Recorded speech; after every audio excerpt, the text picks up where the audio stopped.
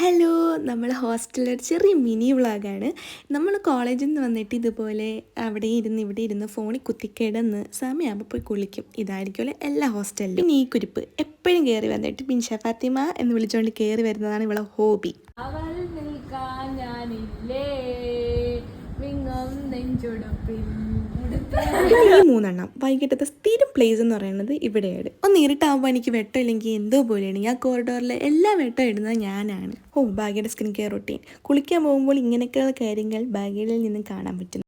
കഥവിനും ഭിത്തിക്കും എല്ലാവർക്കും സത്യം പറഞ്ഞാൽ ഭയങ്കര വിഷമമായിരിക്കും നമ്മളിവിടുന്ന് പോണേല്. ഇത് കേട്ട് നിങ്ങൾക്ക് മനസ്സിലായി കാണത്തില്ലല്ലേ, നമ്മൾ കോളേജിൽ ഓൾമോസ്റ്റ് തീരാറായി. അതുകൊണ്ട് അതിൻ്റെ വിഷമങ്ങൾ അവൾ പറയാണ്. അവൾക്ക് മാത്രമല്ല ഗോപിയയ്ക്കും, അതായത് നമുക്ക് എല്ലാവർക്കും വിഷമമുണ്ട്. പക്ഷെ ഗോപിക്ക് കുറച്ച് സെൻസിറ്റീവ് ആയതുകൊണ്ട് നല്ല കരച്ചിലാണ് അവൾ.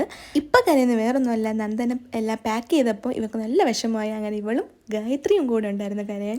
ഇതാണ് എൻ്റെ സ്റ്റോറേജ് പ്ലേസ്. നമ്മളെ കൂട്ടത്തിൽ കുറച്ച് സ്പേസ് കൂടുതൽ എനിക്കാണ്. ഇതാണ് ഡേറ്റ്സും നൈറ്റ്സ് ഒക്കെ വയ്ക്കുന്ന ചെറിയൊരു ബോക്സ്. പിന്നെ ഡിന്നർ നമ്മൾ നേരത്തെ പോകുന്ന കുട്ടികളായതുകൊണ്ട് കറക്റ്റ് സമയം എന്ന് പറയുന്നത് 7:15 7:20. നമ്മൾ പോകുന്നത് 7:40 8 മണിക്കൊക്കെയാണ് നമ്മൾ പോകുന്നത്. ഉച്ചയ്ക്ക് നമ്മൾ മന്തി അടിച്ചായിരുന്നു. അപ്പോൾ അതിൻ്റെ ബാലൻസ് കുറച്ചുണ്ടായിരുന്നു. അങ്ങനെ മന്തിയും ചപ്പാത്തിയായിട്ടാണ് നമ്മൾ കഴിച്ചത്. നമ്മൾ കൂടുതൽ മിസ്സാവുന്ന നമ്മൾ കൂടെ ഇരുന്ന് കഴിക്കുന്ന മന്തി, അതും ഇറാനിലെ മന്തി. നമ്മളെല്ലാവരും ആസ്വദിച്ച് ചപ്പാത്തി മന്തി കഴിക്കുമ്പം ഭാഗ്യം മാത്രം ഓട്സ്.